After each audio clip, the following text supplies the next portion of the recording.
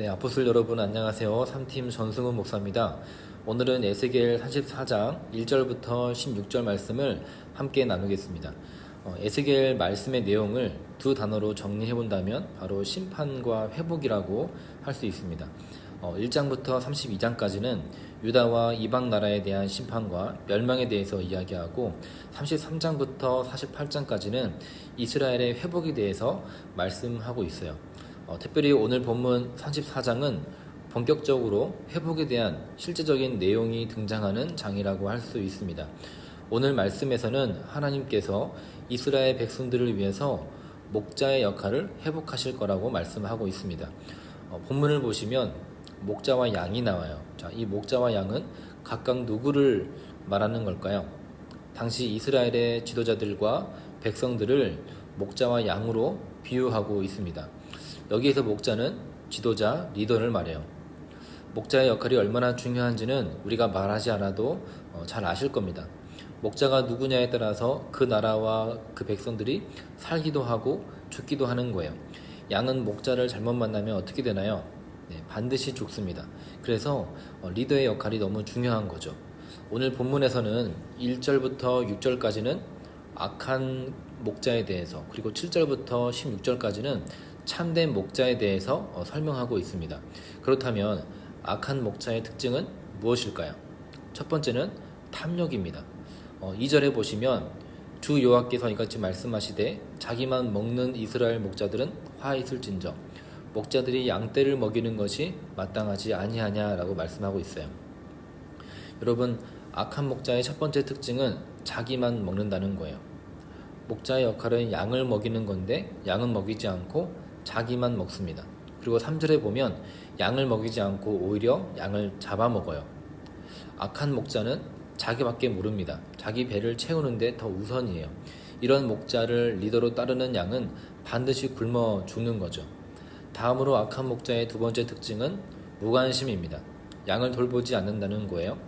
4절에 보시면 연약한 자를 강하게 아니하며 병든 자를 고치지 아니하며 쫓기는 자를 돌아오게 하지 아니하며 잃어버린 자를 찾지 아니하고 다만 포악으로 양들을 다스렸다는 것입니다.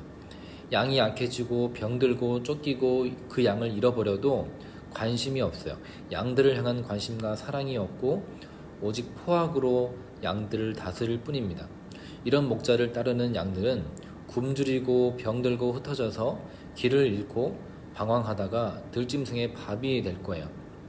사무엘이 이스라엘을 다스리던 시대가 끝나고 그 이후부터 수많은 지도자들이 세워졌습니다. 하지만 하나님의 마음과 합한 그 목자의 마음으로 백성들을 제대로 먹이고 돌보기보다는 탐욕과 무관심으로 백성들을 다스리는 왕들이 대부분이었어요. 결국 나라가 완전히 망하고 백성들은 포로로 끌려가게 됩니다. 8절에 보면 하나님께서 이렇게 말씀하세요. 내 양떼가 노략거리가 되고 모든 들짐승의 밥이 된 것은 목자가 없기 때문이라. 이스라엘 백성들 가운데 목자가 없었던 것은 아니죠. 왕이 있었어요. 그런데 양이 악한 목자를 만나면 그것은 목자가 없는 것과 같습니다. 백성들이 악한 목자를 본받아서 하나님을 떠나서 우상을 섬기고 죄악에서 떠나지 않았고 결국 주변 나라들에 의해서 능욕과 환난을 당하게 된 거예요. 자, 그렇다면 참된 목자는 어떤가요? 11절에 보시면 양을 찾고 찾되, 참된 목자는 양을 찾고 찾을 때까지 또 찾습니다. 그리고 반드시 건져냅니다. 12절에 보면 만민 가운데서 끌어내요. 참된 목자는 양들이 흩어져서 여러 무리 속에 섞여 살고 있어도 목자는 네 양을 구별해서 반드시 끌어냅니다. 그리고 본토로 데려가서 먹이고 또 먹이고 쉬게 한다는 것이죠. 그래서 이 참된 목자는 무엇을 하는가? 한 줄로 요약하면 16절입니다. 우리 함께 읽어보겠습니다. 그 잃어버린 자를 내가 찾으며 쫓기는 자를 내가 돌아오게 하며 상한 자를 내가 싸매주며 병든 자를 내가 강하게 하려니와 살찐 자와 강한 자는 내가 없애고 정의대로 그것들을 먹이리라. 아멘. 이것이 바로 하나님께서 무너진 이스라엘 가운데 회복해 주실 목자의 모습이었어요. 자, 하나님께서 세우시는 이 목자는 양들을 섬깁니다. 섬기는 리더십으로 그들을 건지고 마침내 회복하실 거라고 약속하고 계세요. 무너지고 망해버린 그분의 백성들을 어떻게 회복할 것인가? 하나님께서 친히 목자가 되신다는 거예요. 하나님께서 이스라엘의 수많은 지도자들에게 목자의 역할을 맡기셨어요. 리더십을 부여하셨습니다. 그 리더십은 누군가를 억압하고 그 위에 군림하는 힘이 아니었어요. 자기만 먹는 리더십이 아니죠. 양을 먹이는 리더십입니다. 돌보는 리더십이고 섬기는 리더십이에요. 하지만 이스라엘 지도자들이 그 역할을 잘 하지 못했고 결국 백성들은 목자 없는 양처럼 되고 말았어요. 마가복음 6장 44절을 보시면 예수님께서 이스라엘 백성들을 보시고 이렇게 말씀하십니다. 예수께서 나오사 큰 무리를 보시고 그 목자 없는 양 같음으로 인하여 불쌍히 여기사 이에 여러 가지로 가르치시더라. 여러분, 목자가 없는 인생은 불쌍한 것입니다. 예수님께서 그걸 보신 거예요. 예수님께서 사역하시던 그 시대에도 목자가 없던 것은 아니에요. 그 당시에 종교 지도자들이 있었습니다. 그러나 그들은 악한 목자와 같았어요. 무관심과 탐욕으로 가득했습니다. 그래서 이스라엘 백성들이 목자 없는 양이 된 것이죠. 예수님께서는 그 목자 없는 양과 같은 사람들을 보시고 불쌍히 여기셨어요. 그래서 그들에게 무엇을 하셨나요? 여러 가지로 가르치셨습니다. 그들을 먹이셨어요. 여러분, 양은 목자의 음성을 듣습니다.